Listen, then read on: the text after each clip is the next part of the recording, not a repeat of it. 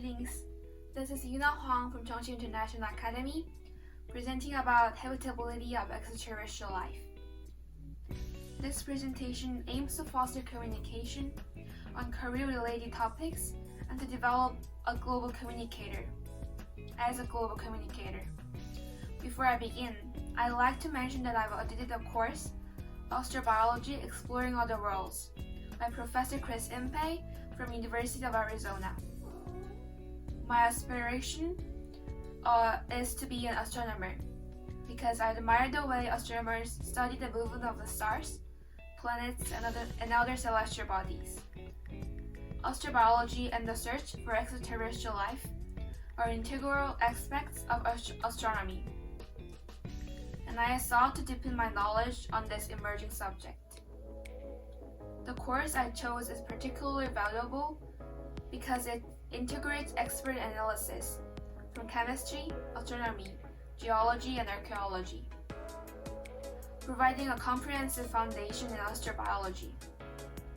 By sharing my insights through this video on my YouTube channel, I hope to educate and engage others who share my interesting thoughts in the exciting field. In our exploration of astrobiology, we focus on the essence for life. What are the core ingredients for life? And then, moving from that, what defines a habitable place? What is the place in the universe where life we think can exist? These pivotal questions were thoroughly addressed in this lecture. Astrobiology is a branch of biology that studies life on Earth and its potential existence elsewhere in the universe. It has become evident that truly habitable exoplanets are quite rare. What are some necessities for biological life? We must be cautious when talking about this mechanism of biology, because we only have one example to study. Water, carbon are two key ingredients for our terrestrial life. Life on Earth began in water. The Earth is a watery planet. Carbon is by far the most versatile element for making long chains of molecules and essentially building molecules, building complexity.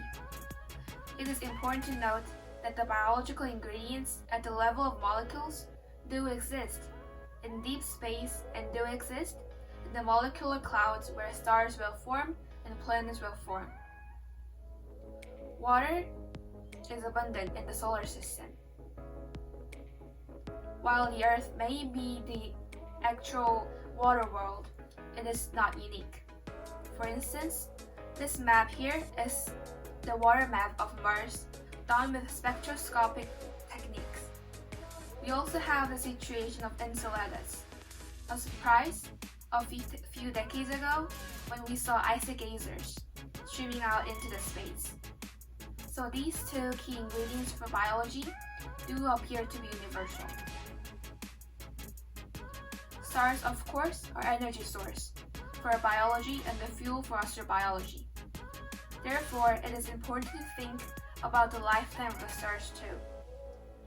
Surface temperature and spectral type, which indicates the chemical composition and also the energetic state of those surface, are essential for the classification of the stars. Here is a spectral type of the stars. In addition, here is a diagram astronomers use to classify the stars. Stars have different fusion rate, which is the rate at which they convert light elements into heavier elements. This fusion rate determines how quickly a star consumes its available fuel. Heavier stars have shorter lifetimes because they burn their fuel more rapidly. Stars with spectral types closer to O are too massive and have lifespans too short to host potential life. By understanding these principles, we can now estimate the lifetime of a star. On Earth, it took 1 billion or more years for that life to become complex. we assume it takes a significant amount of time for life to start or reach a complex and potentially interesting state. A star must live long enough to allow this process. Thus, we need stars with sufficiently long lifetimes. There is a term called Goldilocks zone, also called habitable zone. It refers to the distance from a star at which the liquid water could exist on orbiting planet surfaces. Astrobiologists focus on lower mass stars and their exoplanets in the Goldilocks zone, or cryogenic biosphere, extended version of Goldilocks zone. These regions are more likely to support life due to the stable and extended lifetimes of their stars. To be a habitable planet, it should be located in the right zone with the right element and a sufficient lifetime.